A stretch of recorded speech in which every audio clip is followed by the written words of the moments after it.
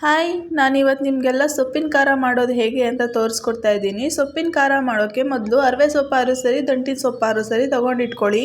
ಸೊಪ್ಪಿನ ಖಾರಕ್ಕೆ ಸೊಪ್ಪಲ್ಲಿ ಮೊದಲು ಎಳೆ ಕಡ್ಡಿ ಹಾಗೂ ಎಲೆ ಮಾತ್ರ ಹಾಕ್ಕೋಬೇಕು. ಬಲ್ತಿರೋ ಕಡ್ಡಿ ಎಲ್ಲ ಹಾಕ್ಕೊಂಡ್ರೆ ಖಾರ ಸರಿ ಬರಲ್ಲ. ಈ ಸೊಪ್ಪಿನ ಖಾರನ ನನಗೆ ನಮ್ಮಮ್ಮ ಹೇಳ್ಕೊಟ್ಟಿದ್ದು. ಮೊದಲೆಲ್ಲ ಸೊಪ್ಪೆಲ್ಲ ಸೋಸ್ಕೊಂಡು ನನಗೆ ಅಡುಗೆ ಮಾಡೋಕ್ಕೆ ತುಂಬ ಕಷ್ಟ ಅನಿಸ್ತಿತ್ತು. ನಮ್ಮ ಮನೇಲಾದರೆ ನಮ್ಮ ಅಮ್ಮ ರೆಡಿ ಮಾಡಿಕೊಡ್ತಿದ್ರು. ನಾನು ಸುಮ್ಮನೆ ಬರೀ ಸಾಂಬಾರು ಮಾಡ್ತಿದ್ದೆ. ಈಗ ಮದುವೆ ಆದಮೇಲೆ ಎಲ್ಲ ಕೆಲಸ ನಾವೇ ಮಾಡ್ಕೋಬೇಕು. ಸೊಪ್ಪೆಲ್ಲ ನೀಟಾಗಿ ಸೋಸ್ಕೊಂಡು ನಂತರ ನೀರಲ್ಲಿ ಒಂದು 2-3 ಸಲ ನೀಟಾಗಿ ತೊಳ್ಕೊಬೇಕು. ಯಾಕಂದರೆ ಸೊಪ್ಪಲ್ಲಿ ಮಣ್ಣಿರುತ್ತೆ.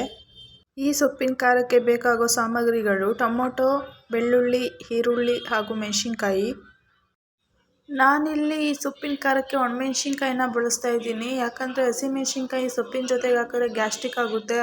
ಸೊಪ್ಪನ್ನ ಒಂದು 3 ಸಲ ನೀರಲ್ಲಿ ತೊಳ್ಕೊಂಡು ರೆಡಿ ಮಾಡಿ ಇಟ್ಕೊಂಡಿದ್ದೀನಿ. ಇದ್ರ ಜೊತೆಗೆ ಒಗ್ಗರಣೆಗೆ ಈರುಳ್ಳಿ ಮತ್ತು ಸೊಪ್ಪಿನ ಜೊತೆ ಬೇಯಿಸೋಕ್ಕೆ ಟೊಮೊಟೊ, ಈರುಳ್ಳಿ, ಮೆಣಸಿನ್ಕಾಯಿ, ಬೆಳ್ಳುಳ್ಳಿ ಎಲ್ಲನೂ ರೆಡಿ ಮಾಡ್ಕೊಂಡು ಇಟ್ಕೊಂಡಿದ್ದೀನಿ. ನಾನು ಟೊಮೊಟೊ ಇಲ್ಲಿ 4 ಬಳಸ್ತಾ ಇದ್ದೀನಿ. ದಪ್ಪದ ಒಂದು ಈರುಳ್ಳಿ ಹಾಕ್ತಾಯಿದ್ದೀನಿ. ಹಾಗೆ ಒಂದು ಗಡ್ಡೆ ಬೆಳ್ಳುಳ್ಳಿ, ಸ್ವಲ್ಪ ಮೆಣಸಿನ್ಕಾಯಿ.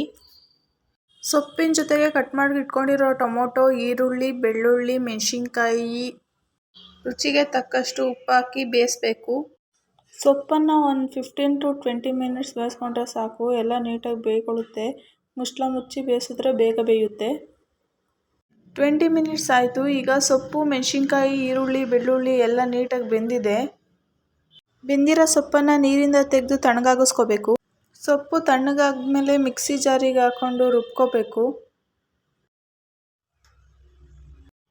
ರುಬ್ಬಿರೋ ಖಾರ ಒಗ್ಗರಣೆಗೆ 2 ಸ್ಪೂನ್ ಎಣ್ಣೆ ಹಾಕ್ಕೊಂಡು ಜೀರಿಗೆ ಮತ್ತು ಸಾಸಿವೆ, ಈರುಳ್ಳಿ ಹಾಕ್ಕೊಂಡು ರುಬ್ಬಿರೋ ಖಾರನೂ ಒಗ್ಗರಣೆ ಒಳಗಡೆ ಹಾಕ್ಕೊಂಡು ಫ್ರೈ ಮಾಡ್ಕೋಬೇಕು. ಫ್ರೈ ಮಾಡಿಕೊಂಡು ನಿಮಗೆ ಎಷ್ಟು ಕ್ವಾಂಟಿಟಿಲಿ ನೀರು ಬೇಕೋ ಅಷ್ಟು ಕ್ವಾಂಟಿಟಿ ನೀರು ಹಾಕ್ಕೋಬೇಕು. ನಿಮಗೆ ಖಾರ ಗಟ್ಟಿ ಇರಬೇಕು ಅಂದರೆ ನೀರು ಹಾಕ್ಕೋಬಾರ್ದು.